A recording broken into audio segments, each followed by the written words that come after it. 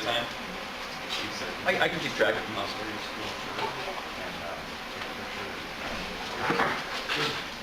Thank you. Okay, go ahead, Chad. All right, my name's Chad, and I come from North Berwick, Maine, Noble High School, and got into the STEM guitar building program in summer of 2012 when Dave Parker, who some of you know, and I attended the Training Institute in Ventura, California, and started a program at our school the very next year, and have been going strong ever since. Kind of a big change for me this year. Dave has retired, so I'm flying solo now. This is Dave, that's me, and this is Aiden, who is a student of ours. He was a student last year. Gave me permission to use his image here and actually share some of his work throughout. You'll be seeing some other students, but Aiden's is particularly interesting. He did a swirl dip on his guitar, and he did kind of like a different grays and blacks for like a wispy smoke kind of finish. Turned out real well. So Noble High School in North Berwick, Maine. Very large spread out school district. Our buses cover the equivalent of Portland, Maine to Phoenix, Arizona every single day. About 900 9 through 12 students in the school. We also house the 8th grade, and we're pushing probably 40% or more on free and reduced lunch. Not a super well-to-do school district for sure. We offer the electric guitar building course as a 1/2 credit of science, and I'm a math teacher, but they like me enough to let me do this. Our program, students earn their grade being evaluated kind of in 3 areas. The one I'm here to talk to you about today is the weekly blog entries, and that's a third of the grade. Academic assignments, pre-quiz, post-quiz through QUIA, which started up last year. Some Google assignments that we've done, also some hands-on activities also get graded, and that's a third of the grade. And then at the end of the course, we have the final instrument inspection where students kind of evaluate their work on a 1 through 10 scale over 12 components, and then I judge them as well, and that makes up the grading process. Again, we're talking about the blog here today. Why do we blog?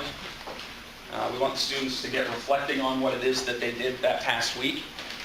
We want to get them writing, and we want to get them sharing. And from this photo on, all of the photos that we'll be seeing are from the actual blog entries, pulled from various student blogs over the course of the week. So we have a weekly blog entry that comes into me, and it's graded on a possible 10 points every single week. 4 points just gets them on the board. They have to post 1 or more photos from that week. 2 points, they need to talk about what it is that they actually accomplished that week. 2 points to discuss a bit about the tools that they used in that process during the week. And then finally, pick 1 piece of new learning from the week and give me something on that. So it's a very simple sort of idea, and it becomes part of the routine of the class, and we've been doing it ever since we started the program back in the fall of 2012, and it's become kind of a centerpiece to our program. We use WordPress.com because at the time, that's the one I knew. I said, let's do it. WordPress is great because I can take all of, in this case, 7 students who are in my class this semester, and I can have them all, I can subscribe to all of their blogs and have them right there in WordPress, and I can manage it from one easy place. And they can all follow one another, so in their readers, they can see everyone else's blogs. Here's an example. Cheyenne is a girl that I had in class this year.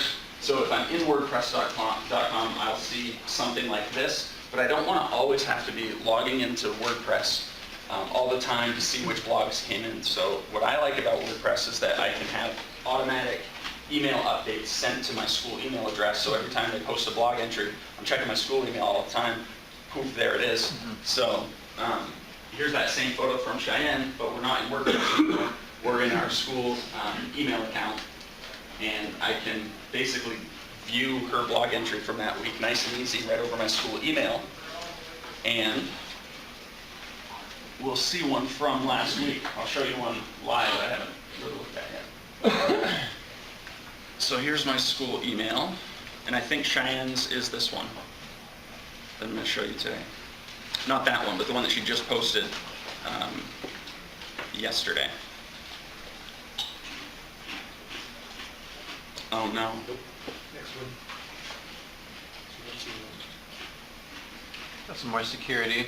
It doesn't like me. Oh, there you go. So here's my inbox. Here's Cheyenne's blog entry from the week that just ended. There's her thing of order. They love going from the sanding beam with like a 400 paper, and then I give them a 600, 1,000, and a 2,000 in little squares so they can kind of get it polished up prior to pressing the frets. And they love taking the photo in the light. So there's a photo, and then the actual text from the blog entry is right there in my email as well. So it reads, last week I used 220 grit paper to smooth the fretboard down, and this week I used 400 paper, then 1,000 grit, and finally 2,000 grit sandpaper to make it look like the fretboard has a gloss on it, and make it look almost like plastic. So students that are certainly not into woodworking, machining, techies type stuff, you get to see a lot of very informal language coming across, but their enthusiasm for the topic certainly comes through as well. Cheyenne's great because she posts multiple photos and does a nice job with the narrative as well. There's her spindle sander job to get that transition to the fingerboard. Real brief story on this. We actually had a student once, and I think he didn't put it in a blog entry, but he was on the spindle sander doing that transition, and he got daydreaming right through, but almost through the headstock. Couldn't believe it actually happened. Yeah. And if anyone's interested later, I can tell you how we fixed it. But it was so let's see. I used a small spindle sander to make a smooth transition from the fretboard to the maple base, making sure not to hit the floor of the head. I had shared the story with her and all the others. I sanded above about a nut's width from the first indent where the nut goes, okay? And here she is pressing frets. Oh wow, she typed a lot this week. They're not always this long. Oh goodness. All right, this week I learned that fret wire has little teeth that stick out to grab the wood. Also, when you're replacing the wire, make sure that the end don't curve to the side, because when pressed, it will not go into the fret. What she's talking about there, and some of us have experienced this, when you use your end nippers to cut the frets, sometimes the fret tang will bend just a little bit, especially if they're cutting a little crooked. And then when they kind of thumb press the fret into the slot before going to the actual drill press, if that little curve in the tang isn't hanging off the end, it'll actually steer the fret and sometimes even lay it over, which is no fun. So that's what she's talking about there. So WordPress I like because it sends the actual blog entry to my email, and then I can go right here. And when I'm replying, I'm not replying to the student necessarily. My reply is going to go right in the comment line of her blog. So here's where I'll type in, thanks Cheyenne, great entry this week. Tell her we liked it. That'll make him nervous. Yeah. So no, I'll finish this later. But here's where I type in, the grade for the week, 10 out of 10, and I elaborate a bit. So. We should all give her a thumbs up. Seriously, take our picture. Yeah. Photo or photos, and I give her 4 out of 4, and I kind of go through. I'll take care of this later on. But then when I hit send, that little evaluation is automatically posted on her WordPress account in the comment field. So I don't need to always be going into WordPress to manage this. I can do it right from my email account. So it's kind of simple. I like it. Okay, quick question, because I don't want to take your time. Are they taking pictures with their phones? Yes. Doug, thank you. Also, Noble High School, I meant to mention this earlier. Noble High School is in Maine what's called a one-to-one technology school. Every student has a school-issued laptop. We used to have like big grant money and every student had a MacBook. Now we do a more inexpensive Samsung Chromebook, but those all have cameras. So every student has the ability to manage that. But a lot of them are just using their phones. They'll even blog from that.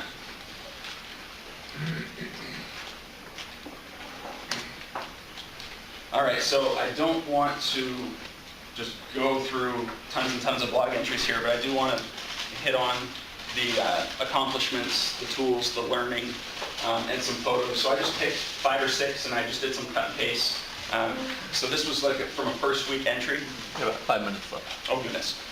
So this would be like the text from the blog entry, and then I just kind of lifted only the accomplishments portion of it here. And here's where a student designed their headstock, laid it on.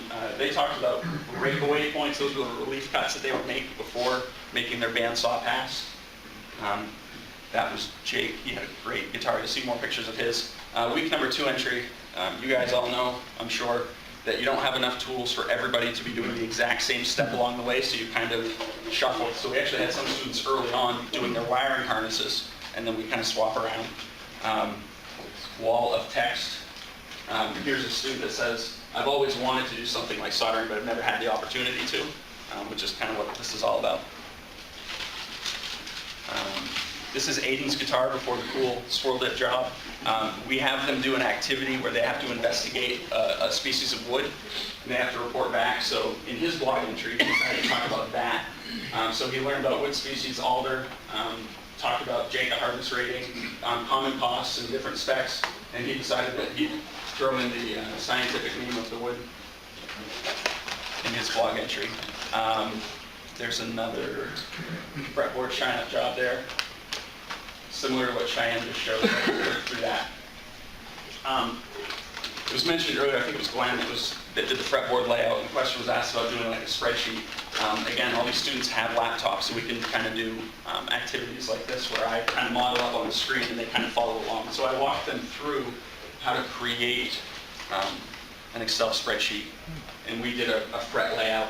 So we used a 25.5 scale length, and we had all of the calculations, the rule of 18 calculations in the cells here to reference back to this. And then once it was done and it turned it into me, I changed it over to 24 3/4 scale to see that it was all working. And they really got a kick out of that. They didn't give me too much thoughts about taking 20 minutes out of the shop to be in classroom time and work this, which is cool. So there's the text. Here's some more pressing frets. Where's the one that I really want to share? That's Jake again. Jake got his shining like a gem. Mm-hmm. It's funny. It's neat because all their personalities come out in their language, and these are all like direct cut and paste. So all of the grammar and spelling is for real. This was a student of mine 2 years back now, and she did all kinds of cool like manga style art on hers. And this is the last one here.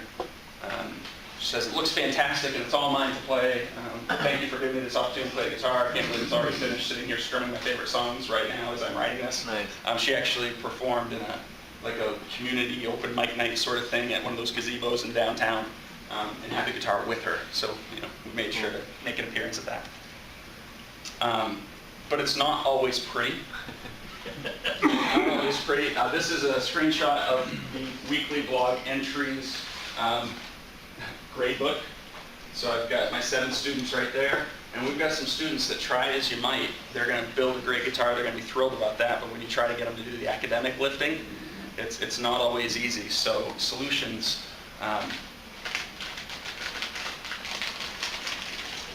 They come into the classroom on the first day of the week. If they hadn't posted an entry from the last week, they don't just go to the cabinets to take out their stuff. They have to get on their laptop and post a blog entry from the previous week, and it gets marked down a couple points for being late. If a student just kind of blanks and misses one of the components, I might message back, hey, edit that blog entry, and I'll allow you the points for it. And we have some students with some pretty severe language-based learning disability needs, and on a couple of occasions we've had to actually provide the student with kind of a template to follow when writing these. But the process kind of lends itself to it. Photo. What did you accomplish? What are the tools you used? What did you learn? So it kind of lends itself to a kind of formulaic entry week to week for those students that need that. And then towards the end here, I've got some quotes. I emailed a whole bunch of my former students, and I asked them if they mind providing a quote. What did the blog part of the class mean to you? I was kind of surprised. I thought a lot of them were going to say, it was kind of a pain to have to type it up, every week. But here's a student of mine now. He comments on how his parents like to know what he's doing in guitar building every week. So this blog that he can share at home is a great resource. You can learn different tools, how you use them, and if you need to use them for a different project down the road, you'll have a reference. Where's the one? Here's Aiden again. You can look back after and see all the progress that you made. And I like this one here. This was a student from last year. There were 3 brothers. This is the youngest of them. And I had 2 of the 3 brothers build guitars with me. So to me, the blogging process was a great way to see how much I did during each week, and it helped me to appreciate my instrument even more once it was done, because I could take a look and see exactly how much work I put into it. It was also cool to see all the stages that the instrument went through before being complete. And that, I believe, is blogging the book. Did I run over?